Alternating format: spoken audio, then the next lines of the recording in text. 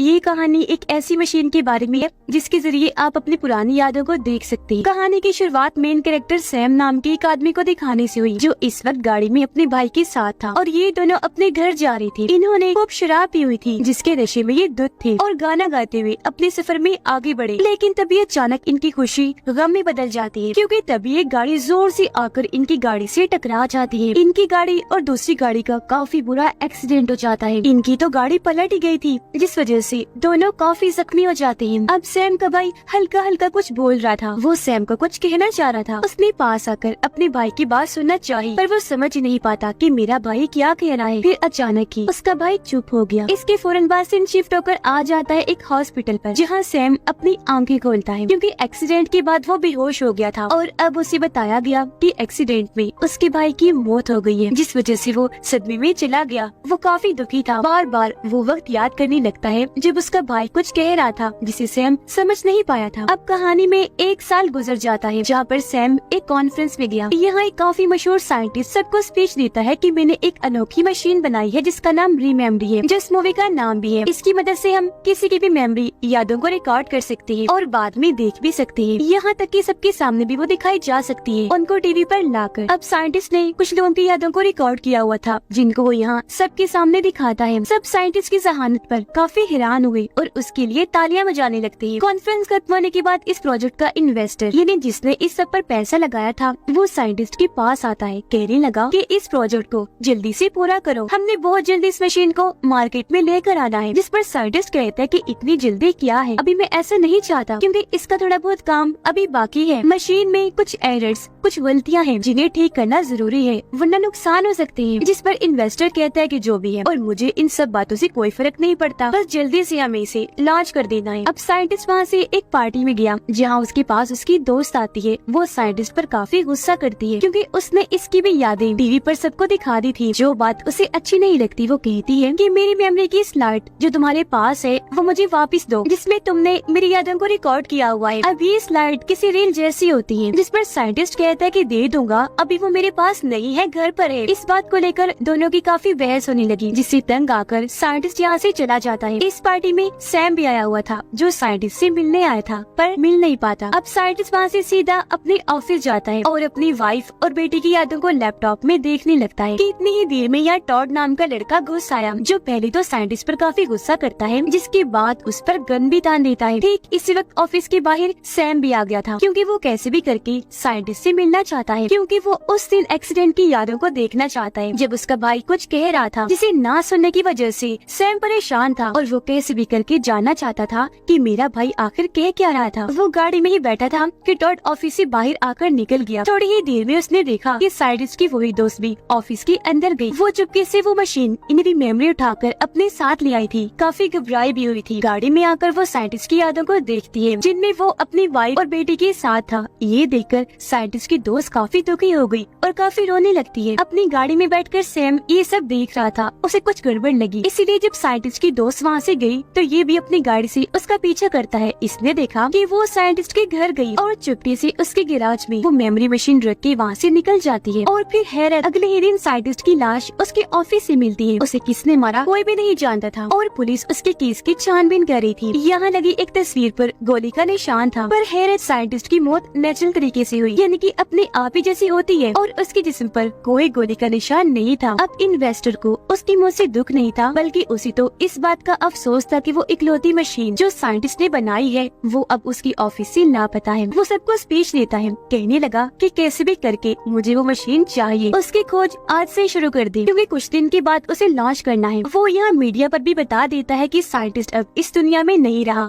उसकी अचानक ही मौत हो गई है। अब ये खबर टीवी पर सैम ने भी सुन ली थी, इसीलिए वो साइंटिस्ट के घर गया, जहाँ उसकी वाइफ थी।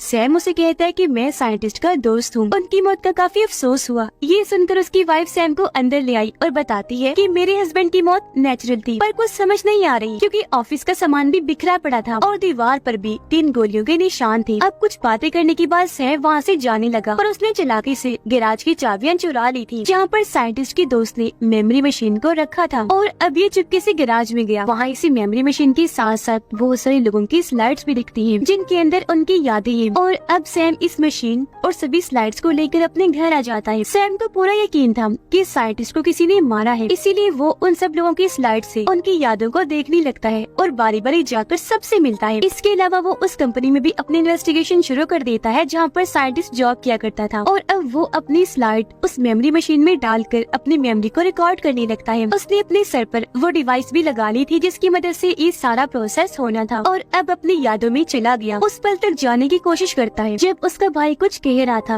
अब इससे पहले ये वहाँ तक पहुँचता, उससे पहले की चीजें सैम बर्दाश्त नहीं कर पाता और वो डिवाइस को उतार देता है, जिससे उसका ये प्रोसेस बीच में ही रुक जाता है। तभी वो देखता है कि मेरा भाई सामने बैठकर गिटार बजा रहा है, जिसके अगले ही पल वो गायब हो गया। असल में सैम ने उस हादसे को अपने जहन पर सवार इतना कर लिया था कि अब उसे अजीबोगरीब ख्याल भी आने लगे थे। अब अगले दिन सैम के पास उस कंपनी का वर्कर आता है जहाँ पर साइंटिस्ट काम किया करता था। वो सैम से पूछता है कि तुम्हें उसी मेमोरी मशीन के बारे में कुछ पता है और तुम हमारी कंपनी के बारे में छानबीन क्यों कर रहे हो। जिस पर सैम जवाब देता है कि पहली बात तो ये है कि मैं उस मशीन के बारे में कुछ नहीं जानता, और दूसरा छानबीन करने की वजह ये है कि मैं एक इन्वेस्टिगेशन ऑफिसर हूँ और एक कंपनी के लिए काम कर रहा हूँ। अब यहाँ बातचीत के दौरान वो वर्कर सैम को इस मशीन के बारे में बताने लगता है। कहता है कि उसका इस्तेमाल मुझ पर भी किया गया। उस मशीन में बहुत सारी एरर्स थी। अब इस मशीन के जरिए अगर इंसान की उन यादों को रिकॉर्ड किया जाए जो वो बहुत दुखी था, तकलीफ में था, तो इससे उस इंसान के दिमाग पर बुरा असर पड़ता है और तो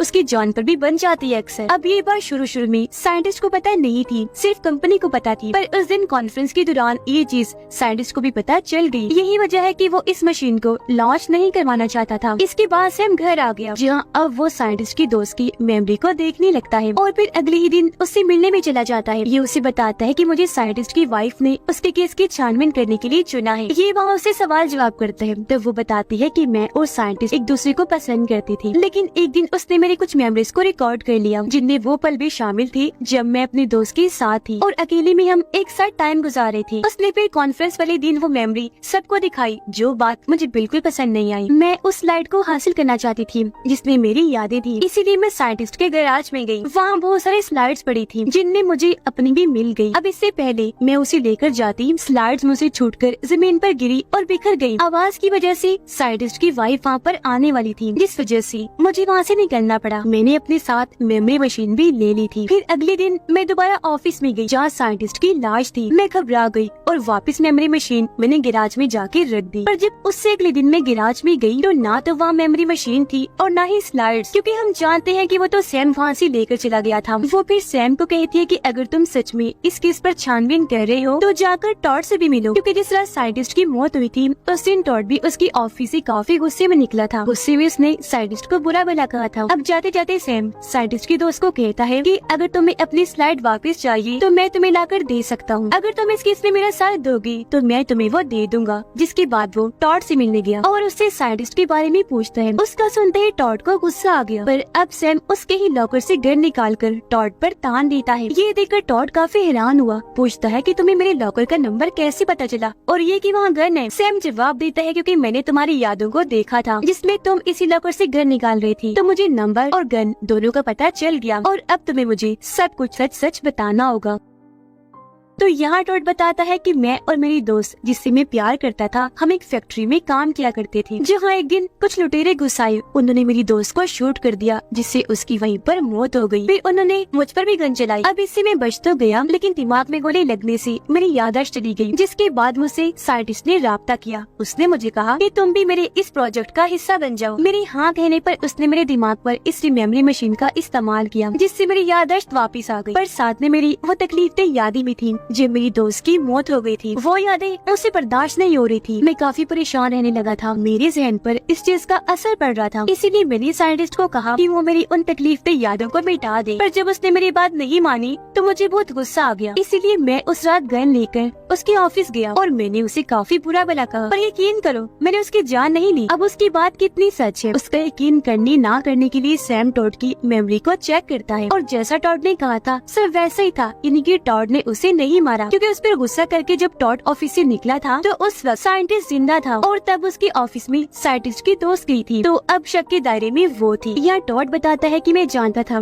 कि साइंटिस्ट का अपनी दोस्त के साथ चक्कर है इसी बात को लेकर मैं साइंटिस्ट को ब्लैकमेल कर रहा था कि अगर तुमने मेरी वो यादें ना मिटाई तो मैं तुम्हारे ताल्लुक के बारे में जाकर तुम्हारी वाइफ को बता दूंगा। जिस वजह से साइंटिस्ट ने अपनी दोस्ती ताल्लुक खत्म कर दिया और तभी से उनके बीच का रिश्ता अच्छा नहीं चल रहा था। अब ये सारी जानकारी लेकर सैम वहाँ से निकल जाता है। वो अब आया साइंटिस्ट की वाइफ के पास और उसे बता देता है कि वो मेमोरी मशीन मेरे पास ही है। पर इतनी ही देर में दरवाजे पर कोई आ गया, जिस वजह से सैम जाकर छुप गया और उसने साइंटिस्ट की वाइफ को समझा दिया था कि जो भी हुआ उसे मेरे बारे में मत बताना। चेक करने पर पता चला कि वहाँ कंपनी का इन्वेस्टर है जो यहाँ साइंटिस्ट की वाइफ से मशीन के सिलसिले में बात करने आया है, क्योंकि ये उसे कैसे भी करके जल्द लॉन्च कर देगा। दरअसल उसे पता चल गया है कि मशीन सैम के पास है, क्योंकि वो हर उस इंसान से जाकर मिल रहा है जिनकी स्लाइड्स कंपनी के कहने पर साइंटिस्ट ने बनाई थी, जिनमें सबकी यादें थी। वो साइंटिस्ट की वाइफ को कहते हैं कि अगर तुम्हें भी सैम नाम के आदमी के बारे में कुछ पता चले तो लाजमी बताना, क्योंकि उसने ही तुम्हारे हस्बैंड साइंटिस्ट को मारकर उसकी मशीन को चुराया है। हम भी उसकी खोज कर रहे हैं। अब यहाँ साइंटिस्ट की वाइफ इन्वेस्टर को सैम के बारे में कुछ नहीं बताती, क्योंकि सैम ने यहाँ अपना असली नाम नहीं बल्कि कुछ और ही बताया था। इसीलिए इन्वेस्टर वहाँ से चला गया, जिसके बाद सैम निकलकर बाहर आया और अब वो यहाँ साइंटिस्ट की वाइफ को सच बता देता है कि मैं ही सैम, पर मैंने तुम्हारे हस्बैंड को नहीं मारा, बल्कि मैं तो इन्वेस्टिगेशन ऑफिसर हूँ और इस केस की छानबीन कर रहा हूँ। मुझे पूरा यकीन है कि साइंटिस्ट के दोस्त ने ही उसे मारा है, क्योंकि उसने मुझे कहकर टॉड को इस केस में फंसाने की कोशिश की, हालांकि वो बेकसूर है। और अब मैं साइंटिस्ट के दोस्त को गुनाहगार साबित करना चाहता हूँ, जिसके लिए मुझे तुम्हारी मदद चाहिए। जिस पर वो सैम की मदद करने के लिए राजी हो गई, यानी कि उसे अपनी मेमोरी दिखाने के लिए। वो कहता है कि मैं तुम्हारे हस्बैंड साइंटिस्ट से जुड़ी हर चीज के बारे में जानना चाहता हूँ, और वो अक्सर तुम्हारे और अपनी बेटी के बारे में बात किया करता था, जो अब इस दुनिया में नहीं रही। साइंटिस्ट की वाइफ उस डिवाइस को लगाकर अपनी बेटी की मेमोरी में जाकर उसे रिकॉर्ड करने लगती है। अगले दिन सैम साइंटिस्ट के दोस्त को एक जगह बुलाता है, ये कहकर कि अपनी मेमोरी स्लाइड आकर ले जाओ। अब जब साइंटिस्ट की दोस्त वहाँ पहुंची तो उसके सामने सैम नहीं बल्कि साइंटिस्ट की वाइफ थी, जो उसे कहती कि अगर तुम अपनी स्लाइड वापस लेना चाहती हो तो तुम्हें हमें उस रात की अपनी मेमोरी दिखानी होगी जिस रात मेरे हस्बैंड की मौत हुई थी।